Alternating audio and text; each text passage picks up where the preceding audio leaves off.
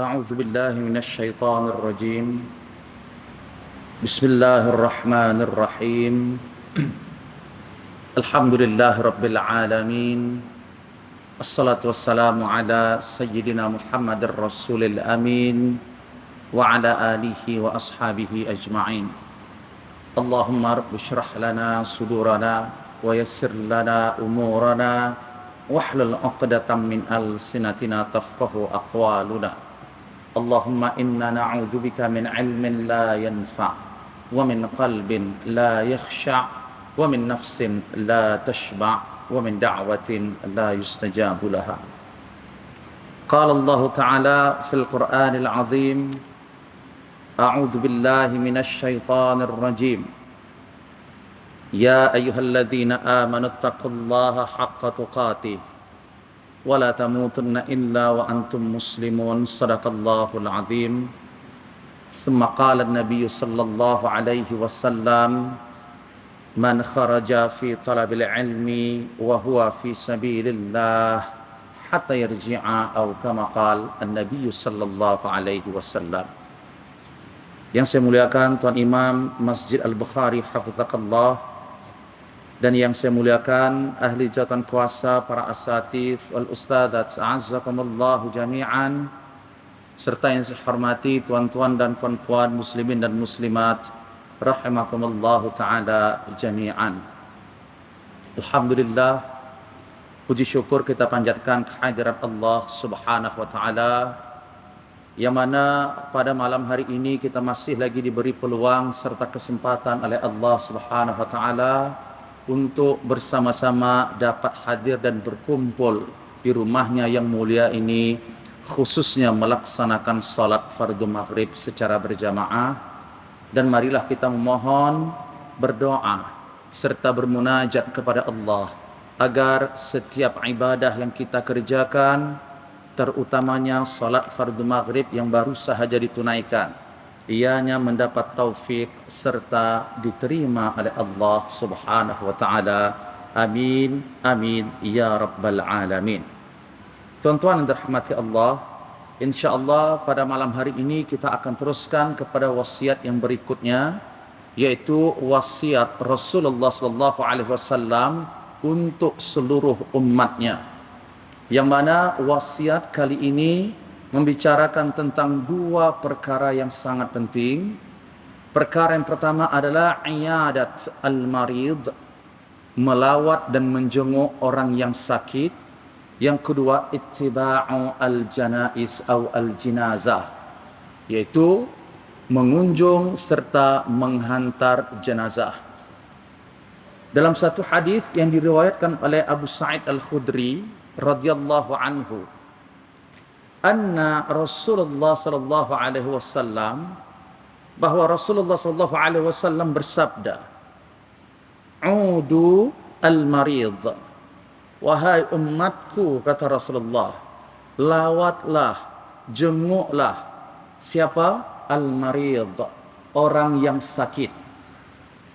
Tuan-tuan, di dalam wasiat ini Nabi menggunakan perkataan perintah, bukan kalau boleh, tapi Nabi suruh, perintah. Nabi perintahkan kepada seluruh umatnya yang sehat untuk melawat yang sakit. Jenguk, lawat orang yang sakit, kata Rasulullah.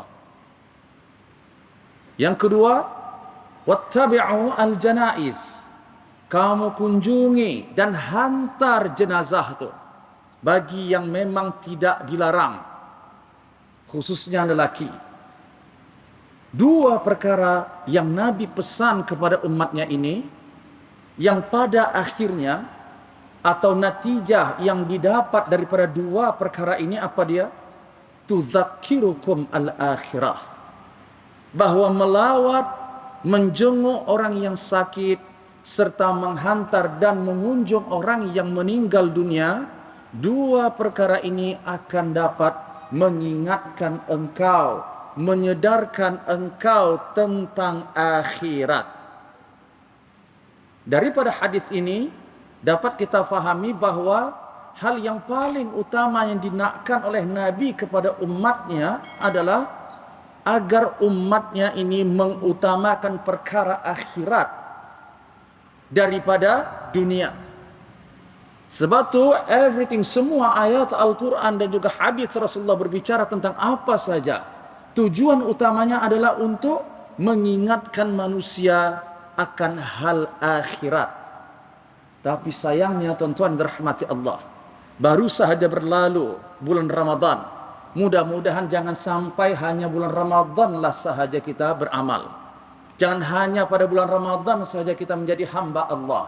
Lepas bulan Ramadan kita dah bukan seperti umat Islam dah. Jadi Islamnya hanya pada bulan Ramadan sahaja. Wal'iyadzubillah min dzalik. Jadi apa yang nak saya sampaikan di sini adalah setiap malam pada rakaat yang solat witir khususnya. Ini rakaat yang pertama selalu kita dengar imam membaca Sabbihisma rabbikal a'la. Yang ada di dalam ayat tersebut Allah menyebut bal tu'thirunal hayatad dunya. Bal, tapi malangnya, unfortunately, wahai hamba-hambaku, kata Allah, kamu umumnya, majoritinya, kebanyakannya lebih mementingkan dan mengutamakan perkara dunia. Masya Allah. Siapa yang cakap tuan-tuan? Allah, bukan saya. Bal tu'thirunal hayatad dunya. Berapa ramai orang yang meninggalkan masjid, majlis ilmu karena dunia, karena harta, karena kerja, karena anak, karena istri, karena rumah, karena bisnis, karena dunia. Itu yang Allah sebut dalam surah At-Takatsur, alhaakumut takatsur hatta zurtumul maqabir. Dah masuk kubur baru tersedak. Ya Allah, pendeknya umurku. Sesaat sahaja saya berada di dunia, ya Allah. Yang saya kumpulkan selama hari ini, yang saya rasa boleh saya bawa, rupanya saya tinggalkan, ya Allah. Hanya kain kafan itu pun hanya sesaat saja bertahan. Yang lama kelamaan akan dimakan ulat, hancur. Kain kafan itu pun tak kekal berada dalam tubuh badan manusia itu, yang menyelimuti badan mayat itu.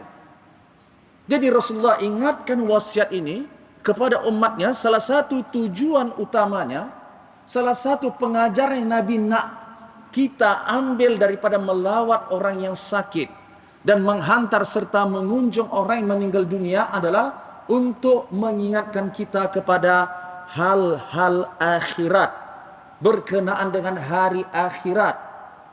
Nah, hari akhirat ini tuan-tuan yang dirahmati Allah, sesuatu perkara yang sam'iyat, perkara yang ghaibiyat, yang belum lagi nampak. Kita memahami akhirat tu daripada ilmul yaqin, belum lagi ainul yaqin. Kita yakin akhirat itu ada, tapi melalui ilmu daripada Al-Quran dan Sunnah. Tapi tuan-tuan sudah nampak? Belum, dan tak akan mungkin nampak kecuali sudah meninggal dunia dulu. Dan hari akhirat ini tidak boleh dibayangkan betapa dahsyatnya tuan-tuan yang dirahmati Allah. Yauma tubaddal ardu ghairil ard. Bumi yang dipijak pada saat itu bukan lagi seperti bumi yang ada di atas muka bumi ini. Maka ketika itu sahabat bertanya Rasulullah, ainan nas hina idzin. Pada saat manusia berada di atas tanah, tetapi bukan tanah yang kita pijak seperti di bumi ini. Di mana manusia ya Rasulullah ketika itu? Alas sirat, di atas titian as-sirat. Titian as-sirat, kata Rasulullah, yudrab as-sirat ala zahri jahannam. Di mana diletakkan as-sirat itu tuan-tuan? Allah letakkan titian as-sirat betul-betul di bawah neraka jahannam. Dan bagaimana sifat as-sirat itu? Ahaddu minasy'ari, lebih halus daripada rambut. Wa ahaddu minas-saifi, lebih tajam daripada pedang. Tak ada siapapun yang bercakap pada saat itu. Yang hanya berbicara cuma Rasul-Rasul sahaja. Itu pun ucapan para Rasul pada saat itu, Allahumma sallim. Ya Allah, selamatkan ya Allah. Ya Allah, selamatkan ya Allah. Selamatkan kami, selamatkan umatku ya Allah. Melalui titian as-sirat. Subhanallah. Jadi yang kita megahkan di dunia ini semuanya tidak ada. Jadi Nabi kata, kalau nak ingat hari akhirat, di antara perkara yang perlu kamu lakukan di dunia ini tumpang masih hidup, supaya kamu ingat Allah, supaya kamu ingat hari akhirat, jenguklah orang yang sakit. Coba lihat, hebat macam manapun orang yang di dunia ini, tuan-tuan dirahmati Allah, gagah macam manapun dia, walau hebat macam manapun jawatan dan kuasa dia, apabila sudah terbaring sakit, tuan-tuan, apatah lagi sudah tidak sedarkan diri, tak ada lagi dah, tak ada lagi nampak kuasanya, lemah sangat ya. Itu yang kita lihat di dunia, tuan-tuan dirahmati Allah. Jadi kata Rasulullah SAW, perbanyakkan, maksudnya kamu kenal lawat orang yang sakit dan kunjungi serta hantar orang yang meninggal dunia. Dua perkara ini rupanya di antara hak umat Islam. Rasulullah mengatakan dalam satu hadis yang sahih, hakul muslim 'alal muslim sit. Ada 6 hak umat Islam kepada umat Islam yang lainnya. Hak tuan kepada saya ada, hak saya kepada tuan-tuan pun ada. Itu maksudnya. Selagi hubungan kita diikat dengan tauhid dan Islam, masing-masing ada hak di sini. Bukan hanya hak itu berlaku pada keluarga nasab sahaja, ataupun suami istri dan anak sahaja. Tak. Hak ini juga berlaku atas ikatan apa? Ikatan agama Islam. Dan paling utamanya hak ini yang perlu untuk dipenuhi, yang perlu untuk diketahui dan ditunaikan oleh setiap umat Islam. Yang pertama kata Rasulullah, idza laqiyahu fasallim alaihi. Hak umat Islam yang pertama, kalau kamu jumpa siapa saja, maka ucapkan salam. Mengucapkan salam. Hakul muslim 'alal muslim. Memang siapa yang mengucapkan salam terlebih dahulu, ini yang paling afdal, ini sunnahnya. Tapi apabila sudah diberi salam, orang yang mendengar salam itu raddus salam, itu hak orang yang memberi salam untuk dijawab salamnya. Cuma yang menjawab salam ni ada yang sifatnya ain, individu sendiri, ada yang sifatnya jamaah. Terutamanya seperti berada dalam majlis ilmu. Yang ini tak dituntut untuk semua jawab salam. Kalau contohnya ada jamaah yang baru masuk, Assalamualaikum. Dan sebenarnya adabnya pada saat majlis ilmu sedang berlangsung, tak disunnahkan ya. Pada saat itu orang yang baru datang itu mengucapkan salam. Kenapa? Karena pada saat itu boleh mengganggu ataupun menghilangkan concentration daripada orang yang mendengar ataupun orang yang menyampaikan speech ataupun pengajaran.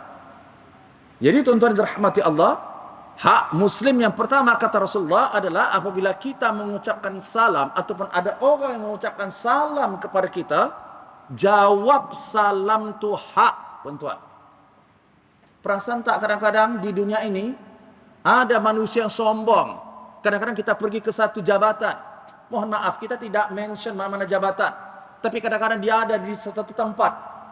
Jangankan nak menunaikan amanah dan hak, salam kita pun tak dijawab, muka kita pun tak dilihat. Allahu Akbar, sombongnya manusia di dunia ini. Rasa macam boleh dia bawa sangat uniform dia itu ke dalam kubur. Ya Allah, orang yang sombong balasannya nanti pada hari akhirat seperti biji zarrah, nanti kecil halusnya dipijak-pijak oleh penghuni yang berada di hari akhirat nanti. Macam mana dia pandang remeh, macam mana dia pandang rendah manusia di dunia ini, macam tu nanti di hari akhirat rendah dan hinanya dia. Ingat, sombong perkara utama yang menyebabkan iblis dihalau oleh Allah daripada syurga, tuan-tuan. Iblis sebelum dia menjadi iblis, sebelum dia jauh daripada rahmat Allah, dia adalah hamba yang soleh, taat kepada Allah. Cuma karena apa? Sifat sombong. Hati-hati dengan sombong. Bahkan Imam Al-Ghazali mengatakan dalam kitab Bidayatul Hidayah, penyebab sombong ini salah satunya adalah ilmu. Apakah itu ilmu agama atau ilmu apa saja, terutamanya ilmu agama. Orang yang memiliki ilmu agama ini diuji dengan sifat sombong, tuan-tuan. Merasa diri lebih suci daripada orang lain. merasa dah pandai bercakap, dia lebih baik daripada orang lain. Ukuran baik buruk itu di sisi Allah adalah takwa. Akramakum 'indallahi atqakum. Benar, Allah angkat derajat orang yang beriman dan berilmu. Tetapi yang paling mulia di sisi Allah adalah orang yang paling bertakwa. Adalah orang yang paling bertakwa. Dan juga ibadah. Hati-hati ibadah yang kita buat selama hari ini boleh menyebabkan kita sombong. Kita rasa diri kita sudah lebih baik daripada orang lain. Sebab tu Allah mengatakan fala tuzakku anfusakum huwa a'lamu biman ittaqa. Kita dituntut untuk tazkiyatun nafs, berusaha untuk mensucikan dan membersihkan hati, jiwa dan diri kita. Tapi jangan pernah sekali-kali kita merasa sudah suci. Ini yang bahaya. Allah larang, jangan sekali-kali kamu memuji dirimu, kamu menganggap dirimu sudah bersih, dah baik. Karena aku saja Allah, kata Allah, yang lebih tahu mana hamba-hambaku yang bertakwa ataupun yang tak bertakwa. Bertakwa, tuan-tuan, secara umumnya perlu melengkapi dua benda. Yang pertama, ini takwa yang kita nakkan daripada Ramadan. Melaksanakan perintah Allah, menjauhi larangan Allah. Tidak semua orang yang melaksanakan perintah Allah, dia mampu menjauhi semua larangan Allah. Begitu juga sebaliknya. Sebab tu dunia ini adalah tempat kita diuji oleh Allah untuk mujahadah. So pastikan dengan izin Allah yang kita masih diberi umur oleh Allah pada saat ini, dapat tak kita marka takwa tu? Maka kita kena tahu dulu apa yang dimaksud dengan takwa. Saya yakin tuan-tuan sudah banyak mendapat maklumat dan pengajaran daripada kalimat takwa ni. Setiap Jumat mimbar menyebut ya ayyuhalladzina amanu taqullaha haqqa tuqatih. Tapi paham tak kita apa yang dimaksud dengan takwa? Berapa martabat takwa tu? Cukuplah saya sebut di sini salah satu sifat orang yang bertakwa. Apa tanda-tanda manusia itu dia bertakwa atau tidak kepada Allah? Karena kalau kita nak membuktikan kita ni adalah memiliki satu sifat yang memang kita mengakui diri kita memiliki satu sifat yang seperti ini, maka kena buktikan. Anda mengaku diri Anda tidak bakhil, tidak kedekut, maka buktinya Anda suka bersedekah. Tak cukup dengan saya tidak bakhil, tapi tak ada action, cuma word. Begitu juga iman, begitu juga takwa. Saya dan kita semua mengaku saya beriman kepada Allah. Buktinya apa? Saya sudah hafal rukun iman yang 6. Itukah bukti iman? No. Bukti saya dan kita betul-betul beriman atau tidak kepada Allah. Yang pertama, cek dulu ciri-ciri orang beriman yang Allah sebut dalam Al-Quran. Tahu tak kita ayat yang mana, surah mana? Saya baca Al-Quran pun kalau pada bulan Ramadan. Kalau tak bulan Ramadan saya tak buka Al-Quran. Wal'iyadzubillah min dzalik. Ya Allah. Itu membaca saja tak tahu apa maksud daripada yang saya baca ni. Saya cakap kerana Allah, tuan-tuan. Puasa Ramadan dengan Al-Quran tak ada kena-mengena. Bahawa puasa Ramadan dengan Al-Quran, dia ada hubung kaitnya sama-sama pada bulan Ramadan. Itu saja hubung kaitnya. Tapi tak ada hubung kaitnya Al-Quran dengan puasa. Apa yang nak saya sampaikan di sini, tuan-tuan? Saya mau tanya kepada kita semua, tahun berapa puasa Ramadan baru disyariatkan di dalam Islam? Khususnya untuk umat Rasulullah SAW.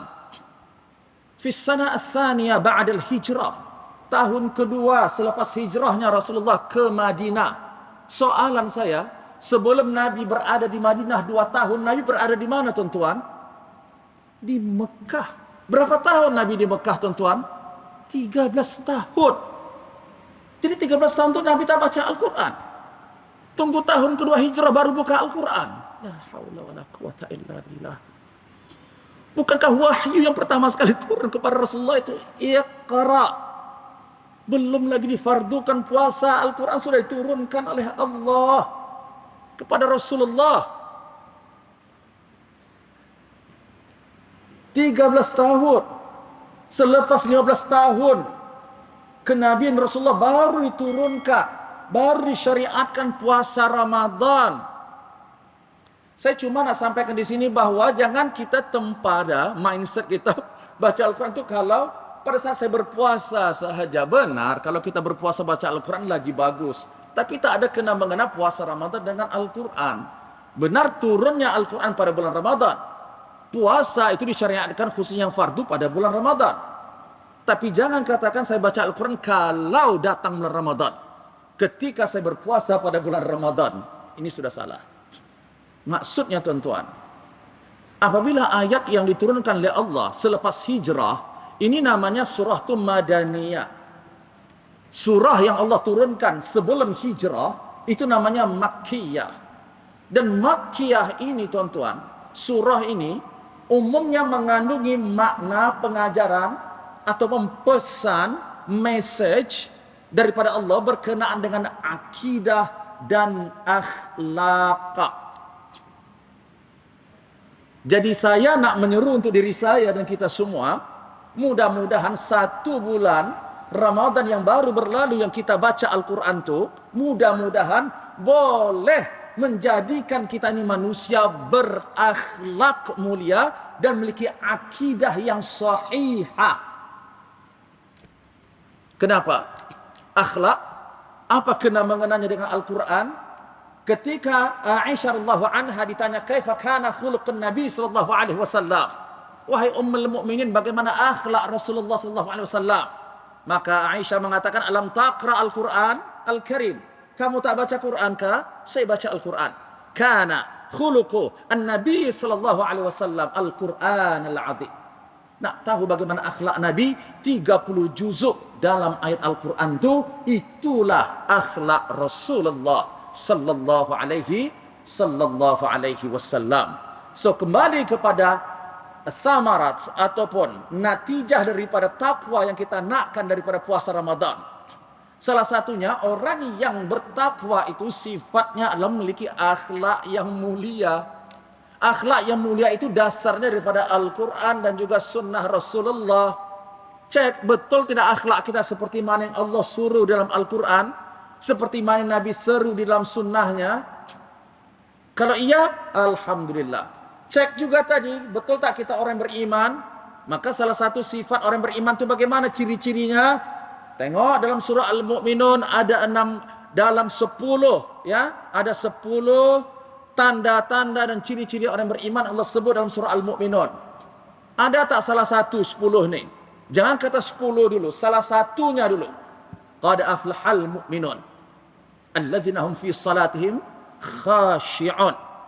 Satu di antara 10 tanda orang yang beriman dalam surah Al-Mu'minun sahaja ya. Bukan semua surah. Ada 114 surah dalam Al-Quran.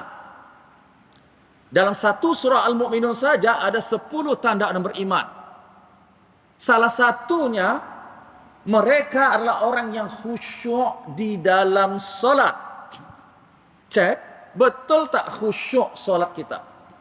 Khusyuk dinilai yang paling utama daripada hati dan akal kita pada saat kita solat tu, tuan-tuan dan rahmati Allah.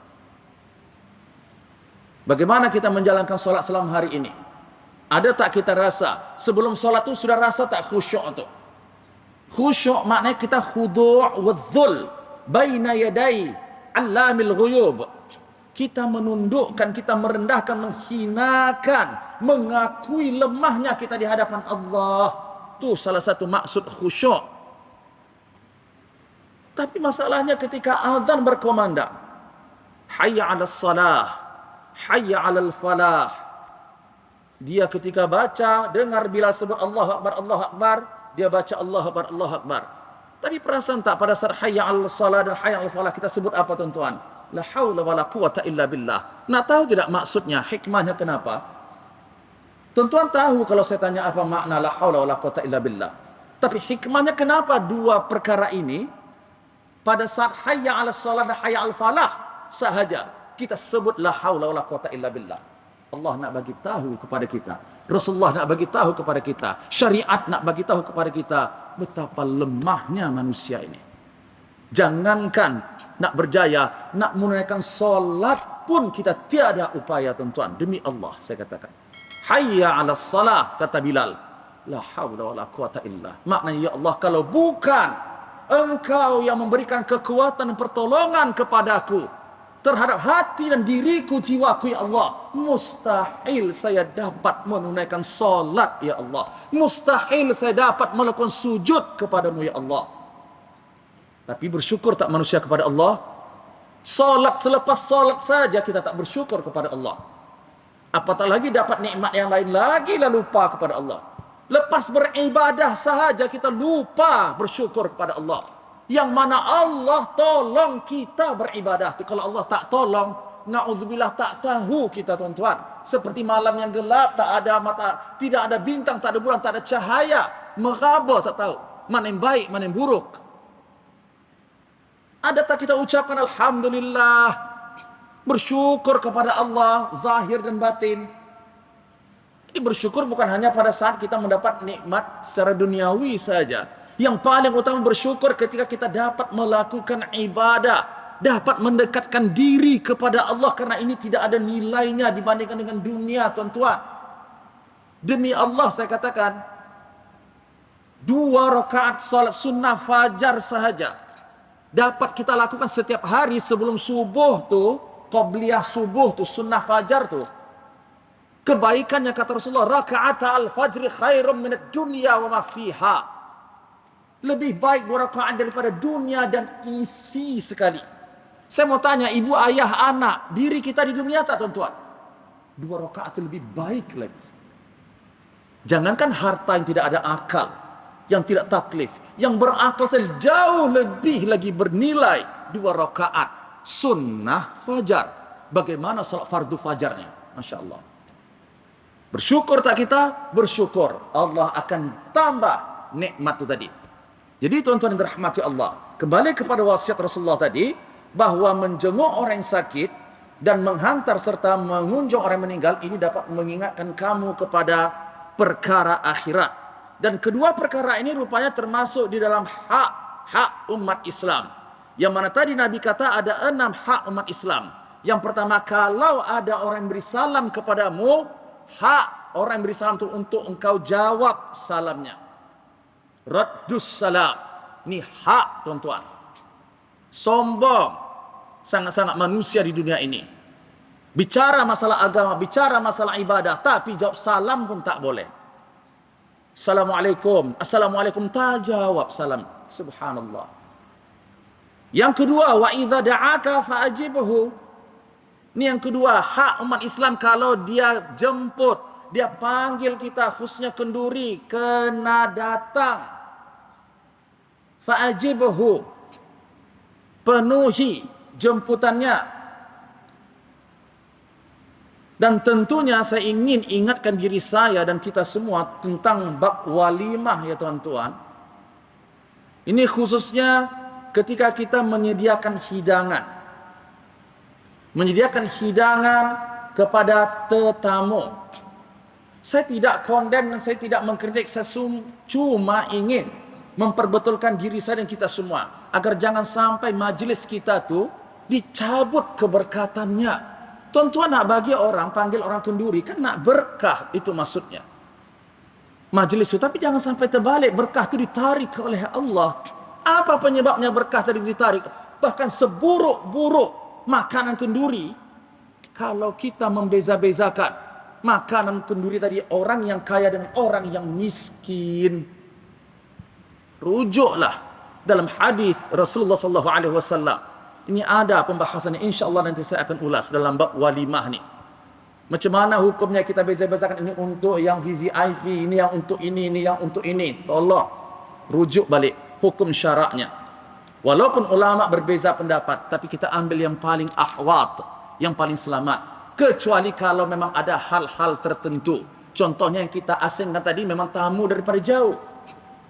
Bukan karena dia lebih mulia, karena lebih hebat pangkatnya, bukan.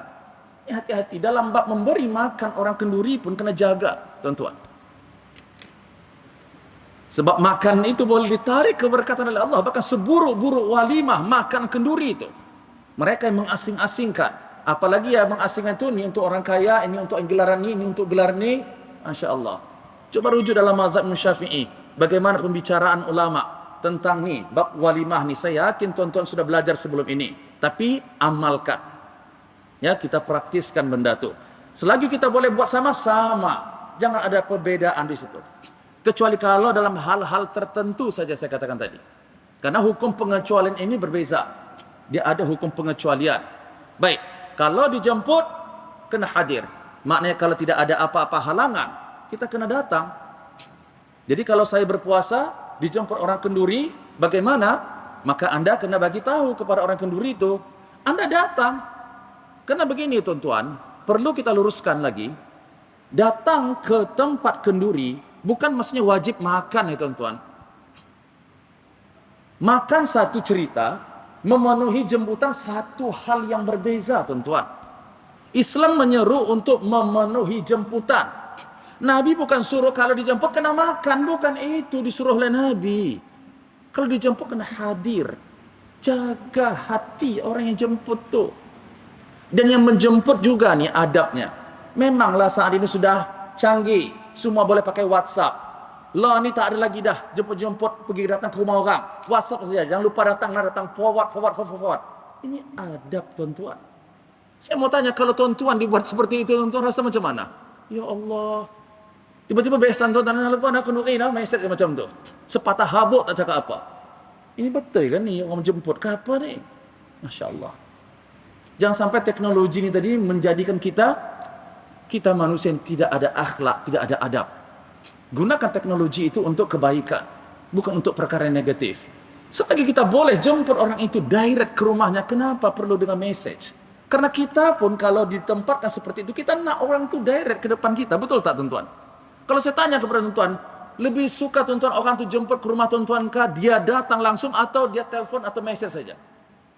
Saya yakin tuan-tuan nak orang itu datang, beramah tamah, datang tengok orang tua-tua dulu. Adat yang baik perlu diikut. Ya tuan-tuan rahmati Allah. Baik. Yang ketiga, hak umat Islam idza stansahaka fansah lahu. Kalau dia minta nasihat, kalau dia minta pengajaran, nak belajar sesuatu, sampaikan, nasihatkan dia. Ini bermula daripada keluarga kita, istri, anak. Jangan biarkan, nasihatkan. Karena Rasulullah mengatakan fitnatul rajuli fi ahli wa malihi wa waladihi wa jari. Terutama lelaki ni, ujian dia terletak pada keluarga dia, anak, istri, harta, termasuk jirannya. Dan tentunya dengan fitnah ini banyak yang feel, mana ada yang terlepas pandang.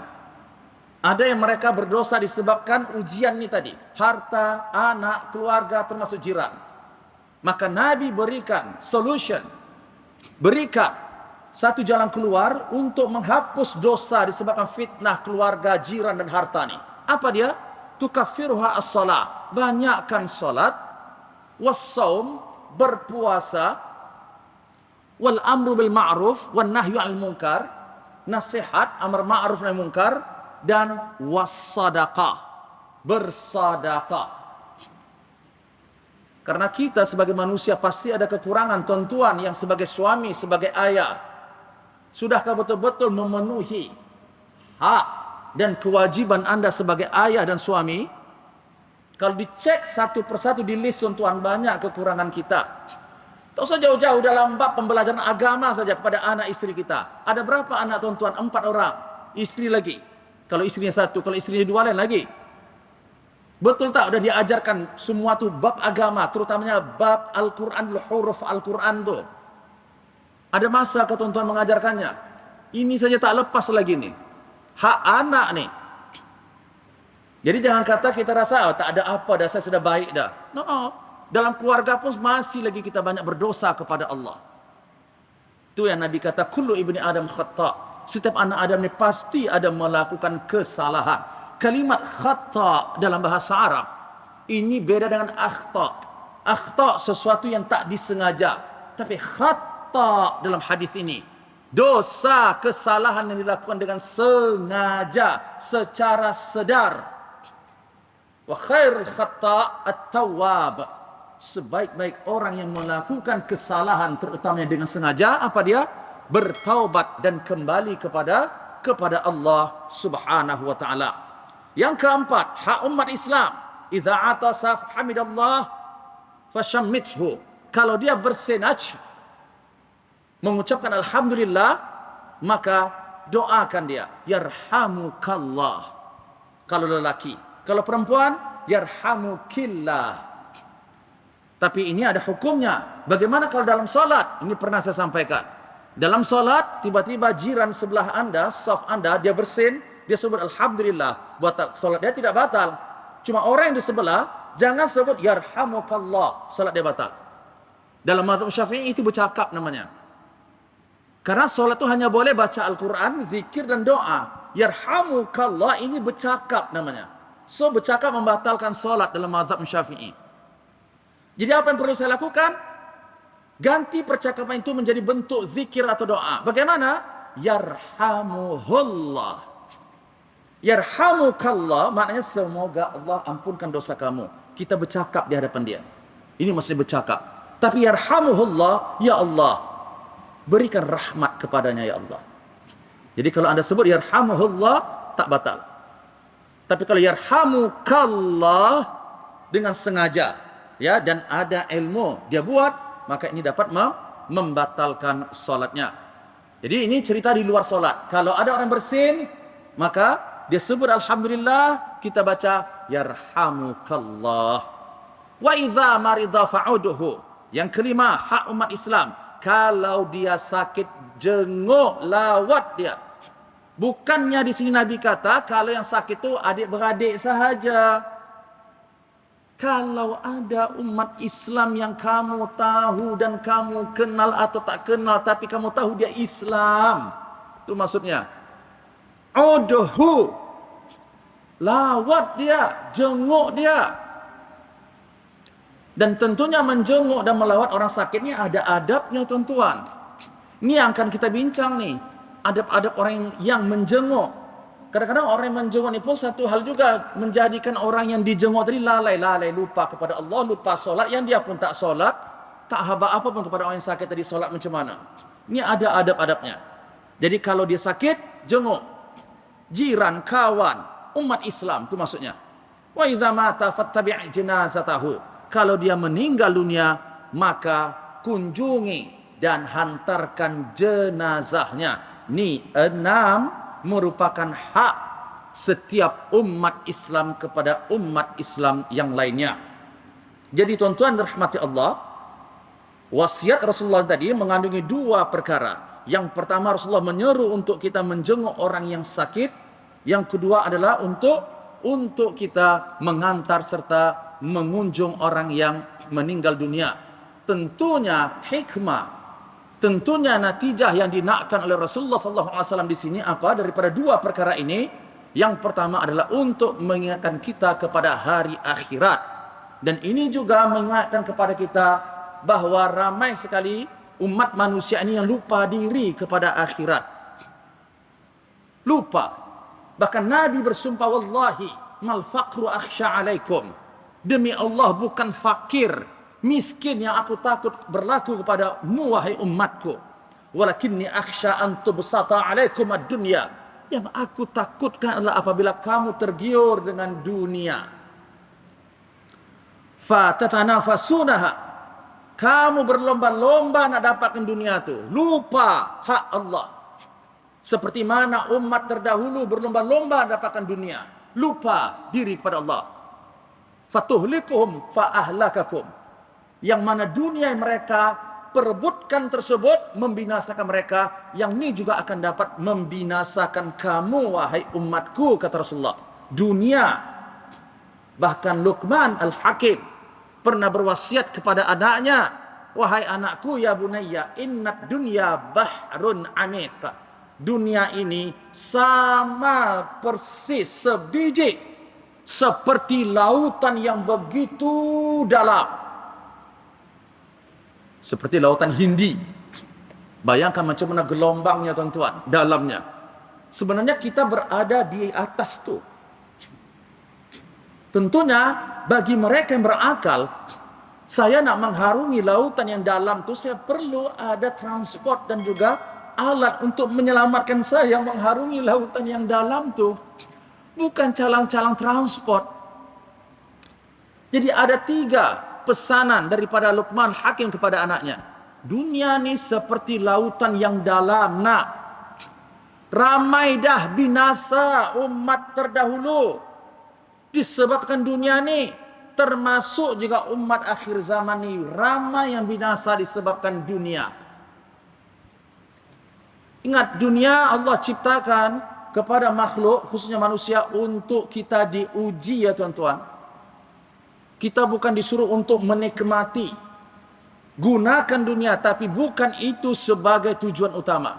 Karena dunia yang kita berada saat ini adalah tempat kita diuji oleh Allah. Maka kata Luqman Hakim, ramai yang binasa disebabkan lautan yang dalam ni, dunia ni. Umat terdahulu dan juga umat yang akhir zaman. Kemudian, fa in istata'ta, kalau kamu mampu persiapkan diri kamu, apa dia? Faj'al safinataka at-taqwa. Kalau kamu nak melalui lautan dunia yang dalam ini, jadikan sampan dan kapalmu, bahteramu itu adalah takwa kepada Allah. Ini yang boleh membawa kamu mengharungi lautan yang dalam dunia ini. Takwa. Tanpa takwa binasa, itu maksudnya. Wa'udduka, persiapkan, kata Luqman Hakim. Apa yang perlu kamu persiapkan? Dengan apa? Ketika di dunia ini, at-tawakkal 'ala Allah. Tawakal kepada Allah Subhanahu wa taala.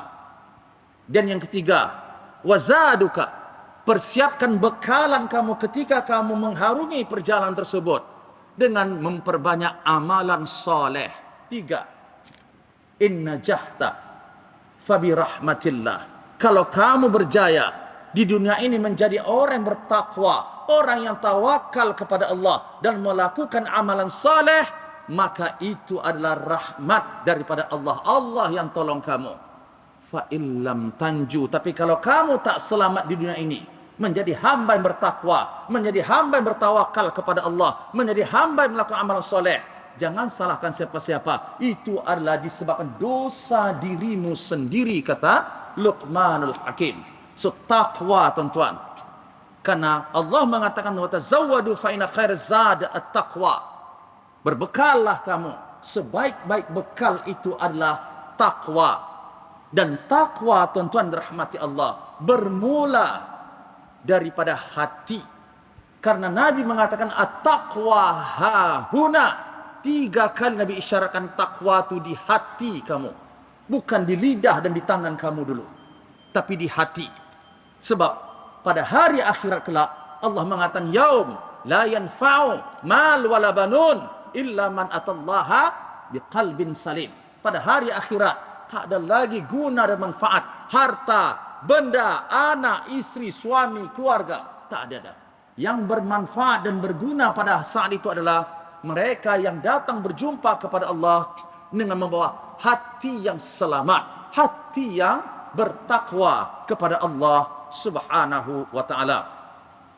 Jadi kedua perkara ini maknanya apabila orang muslim ini diuji oleh Allah dengan sakit ataupun dengan meninggal dunia, maka ujian ini tentunya adalah kebaikan yang Allah nakkan daripada hamba yang diuji tersebut. Apa kata Ibnu Al-Qayyim? Apabila Allah menghendaki kebaikan kepada mana-mana hambanya, maka Allah akan uji hamba tersebut dengan bala dan musibah. Bala dan musibah inilah yang menjadi obat bagi hamba itu tadi untuk dia menjadi hamba yang lebih tinggi darjatnya sehingga menjadi hamba yang levelnya ubudiyah. Sebab apa? Sebab ramai di antara manusia ini kalau tidak diuji oleh Allah, itu yang menyebabkan mereka sombong dan lupa diri. Ujian ini sebenarnya adalah kasih dan sayang Allah. Dengan ujian itulah manusia itu sedar. Biar berkurang, biar hilang sifat ujub takabur dia, sombong dia. kaum Ad, kaum Thamud, betapa gagahnya mereka, sombongnya mereka, musnah, binasa. Fir'aun dan juga umat yang terdahulu yang zalim, yang maksiat kepada Allah, semua dah menjadi arwah. Jadi tuan-tuan dirahmati Allah, maknanya di sini Allah ketika memberikan ujian dan bala kepada manusia, itu maknanya Allah menghendaki kebaikan. So maknanya hamba yang diuji adalah hamba yang diberi pemerhatian, maknanya diberi perhatian oleh Allah Subhanahu wa taala, hamba yang dikasihi oleh Allah Subhanahu wa taala. Dan Rasulullah mengatakan, innallaha idza arada bi'abdin khairan ibtalahu. Karena Allah Subhanahu wa taala apabila menghendaki kebaikan kepada mana-mana hambanya, maka Allah akan uji hamba tersebut. Dan ingat, Allah mengatakan dalam surah Ali Imran, wa tilkal ayyamu nudawiluha bainan nas. Dalam surah Ali Imran ayat 140 ini menegaskan kepada kita bahwa mustahil, tidak akan mungkin makhluk yang hidup di atas muka bumi ini, di alam semesta ini, keadaannya kekal seperti itu. Maknanya tidak akan mungkin dia kaya daripada lahir sampai akhirnya, sampai hari akhirat dia kaya dah. Kaya akan ada susahnya, sehat akan ada sakitnya, muda akan ada tuanya, kuat akan ada lemahnya. Ini maksud daripada ayat ini. Ada masa ketika itu Allah balikkan keadaan itu. Jadi jangan sombong sangat ketika kita susah, ketika kita senang, ketika kita gagah. Karena ada masa nanti Allah akan lemahkan kita, Allah akan susahkan kita, dan Allah akan uji kita. Oleh sebab itu perbanyakkan melawat orang yang sakit, dan juga menghantar dan juga mengunjungi orang yang meninggal dunia. Dan insya Allah pada minggu hadapan kita akan ulas perkara yang pertama, apa yang perlu kita jaga, apa yang perlu kita ketahui, adab-adab berkenaan dengan menjenguk orang yang sakit. Daripada pembahasan ini kita akan bincang kelebihan orang yang menjenguk pesakit, kemudian kelebihan pesakit yang sabar ketika menghadapi sakit yang diuji oleh Allah Subhanahu wa taala. Wallahu alam bissawab. Kita baca kafaratul majlis. Bismillahirrahmanirrahim. Subhanakallahumma wa bihamdik asyhadu an la ilaha illa anta astaghfiruka wa atubu ilaik. A'udzu billahi minasyaitonir rajim. Bismillahirrahmanirrahim. Alhamdulillahirabbil alamin. Assalatu wassalamu ala asyrafil anbiya'i wal mursalin wa ala alihi wa ashabihi ajma'in. Allahumma ighfir lana dhunubana wa liwalidina warhamhum kama rabbawna shighara. Allahumma ja'alna minal muttaqin. Allahumma ja'alna minal mutatahhirin. Allahumma ja'alna min ibadika as-salihin.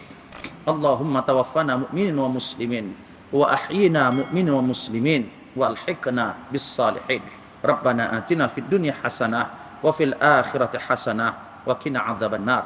Allahumma inna nas'aluka al-'afiyah fid din wad dunya wal akhirah wa fil mal wal ahl. Wa sallallahu ala sayyidina Muhammad wa ala alihi wa ashabihi ajma'in. Walhamdulillahirabbil alamin. Assalamualaikum warahmatullahi wabarakatuh.